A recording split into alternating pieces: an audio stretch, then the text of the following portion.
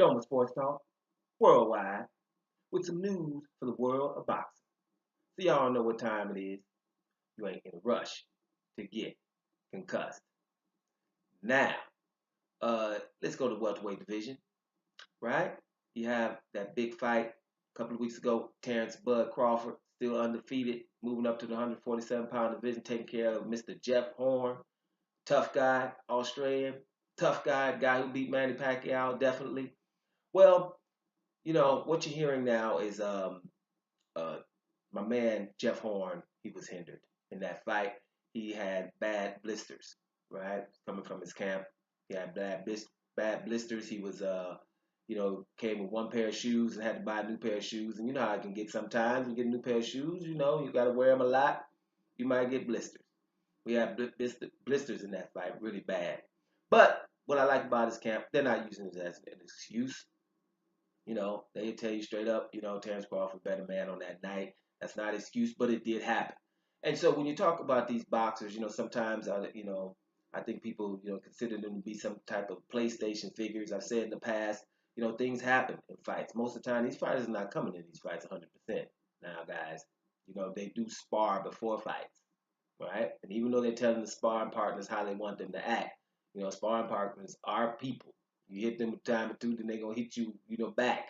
Okay. So these guys go through sparring, intense training, and they don't make it to these fights 100%.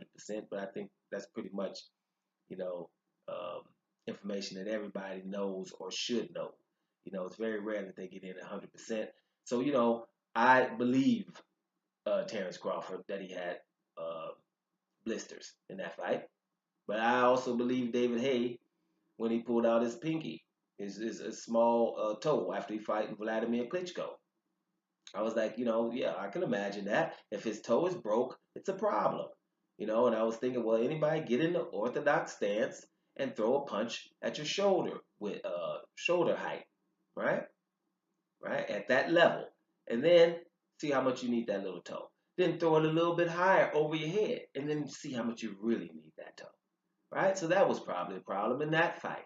I think that Kell Brook should have stopped in this fight against Gennady Golovkin when you feel that your eye socket is broke. Your eye socket.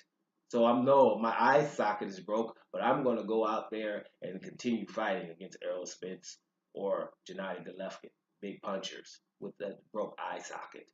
No, you shouldn't. You come home, your wife gonna beat you up. Ridiculous. Eye socket broke means I gotta worry about my eyes. I'm not going out to do any contact sport. If you feel that your skull is moving, your glove you feel up there. Wait a minute, why is my skull moving? That's probably an indication that you shouldn't go back out. I don't think that's bravery at that point. I think that's just being logical, and thinking about, seeing in the future. Sometimes you have to live for another day and fight for another day. And I don't see that. There's a lot of fights where people, were hurt. Oh, I didn't agree with Vitaly Klitschko, for example, winning in the 10th or 12th round, the last round of the fight against Chris Bird, a guy that's not a puncher. And one of his shoulders just went out on him. I think he could have went out and jabbed Chris Bird for one round. That's one I was against. But most of the time when these fighters, you know, when they say they got something, they probably do. So I respect it. Right? So in this case with Terence Crawford, and there's a lot of other ones I could come up with, but just off the top of my head right there, a few examples of fighters that did have something when they come in these fights. And if you let them tell it, it's all the time. But they go through it, they fight through it. Dillian White against Anthony Joshua fought valiantly. I think he got stopped in the 6th round by Anthony Joshua, but a shoulder that was basically, he couldn't really use. And once he hit Joshua with it, then he re-injured it. So and he's hung in there 6 rounds. We know that these injuries occur. Sometimes you have to take that fight. It's about security.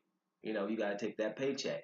So let's understand that with fighters. No, Jeff Horn is not using that as an excuse, but as something that was. He probably was asked for something up, and he's told him the story. So let's not put it out there like it was an excuse. It's just a fact, like in many other fights. So as long as we understand that, let's use a little bit of bam. Doma Sports Talk worldwide. And I'm about to here, y'all.